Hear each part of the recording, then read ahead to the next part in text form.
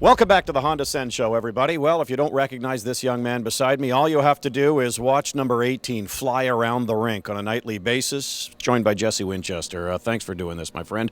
Much appreciated. I want to get right into this by asking you about this newfound confidence that you appear to have on the ice. You're playing some dynamite hockey, and, I don't want to toot your horn too much, but talk of the town here right now. How much fun are you having playing some hockey?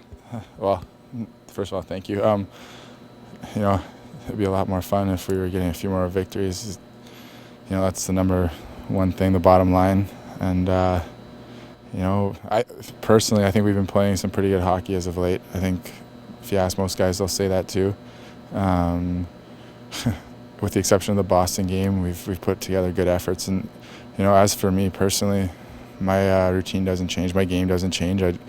I just work hard and generating a few more chances with a few extra minutes, and I'm feeling comfortable. I'm safe to say that comfort zone that you're in, though, is the result of maybe a little extra ice time, maybe the hard work really starting to pay off. You have a confidence with the puck, and I think that's most noticeable. Yeah. For whatever reason, things have started to click for me personally, just in terms of seeing the ice, I guess, and it's taken a while. But, it all comes back to the hard work and just keeping the game simple. And I think guys like Roots have helped me along with that, and just realizing, what it takes to be a good role player. Interesting that you say you're seeing the ice a little bit better. Is the game slowing down perhaps just a little bit for you? I think that happens when you get more flow. Perhaps playing a little bit more than I'm used to, and just relying on instinct and just trying to be effective in the role that I'm placed in. You're a little bit older than a lot of the younger guys on the team. Isn't that a smart statement? But that being said, has that perhaps helped the learning curve go up a little bit faster? I think I understand way more about not only what's expected of me, but how to approach the day-to-day life. It's a grind. Yeah. The season's long. There's a lot of ups and downs, and I'm starting to get the hang of that kind of thing. So I can leave the distractions at the rink and just go about my daily life and enjoy the grind, even though we aren't in an ideal spot, and we're pressing pretty hard for some things. Yeah, let's, if I can, talk about that for a quick second here, because it has been tough. As you say, life in the NHL is full of ups and downs, and over the last little while here, there have been a lot of downs in this hockey club. What's the mood in the locker room, Jesse? Without giving, obviously, too much away, but I know in talking with most of the guys, it's just trying to stay as positive as possible. Yeah, I think that's the approach that I'll echo in answering this. We're working hard.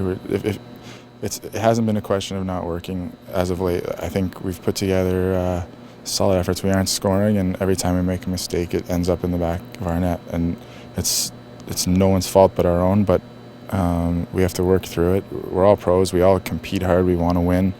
And sooner or later, those things will happen. You, for the last two seasons, have sat in a unique spot in the Ottawa dressing room. You're two stalls away from the captain, Daniel Alfredsson, and it's been interesting for me over the last couple of years. And the demands that a captain, any captain on an NHL team has.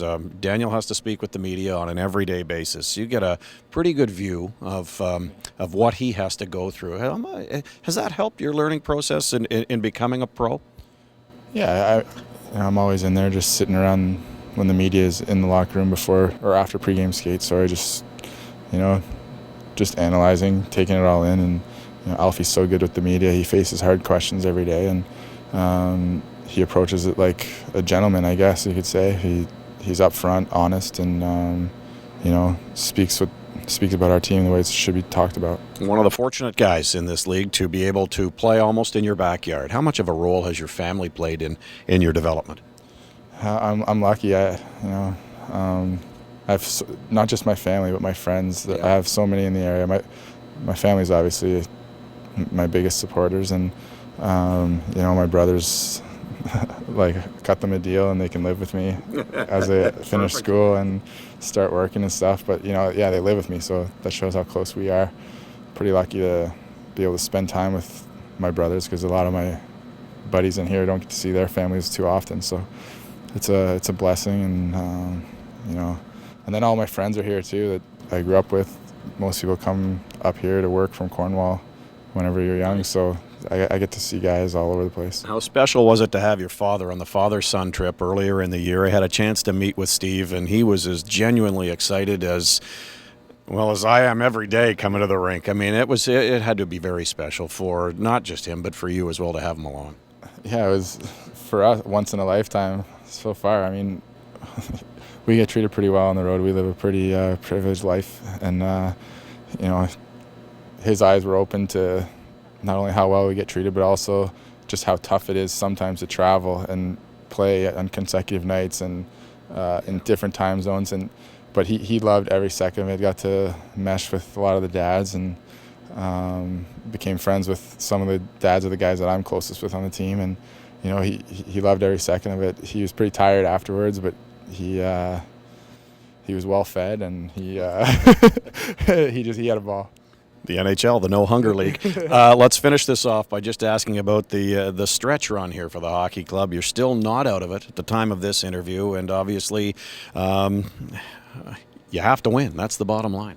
Yeah, every game is a playoff game, I think, for the rest of the year. And you know, I think we take the approach that we have to win every game. We want to win every game, and we go into every game thinking we can. And yeah, we maybe are a fragile group a little bit, but all that takes is a couple wins. All it takes to get rid of that is a couple wins, and we're that close to turning it around. So with that, just keep working hard. That's my mantra, and you know, and things will level out. All right, Jess, thanks for this. Much appreciated, and best of luck the rest of the way. All right, thank you.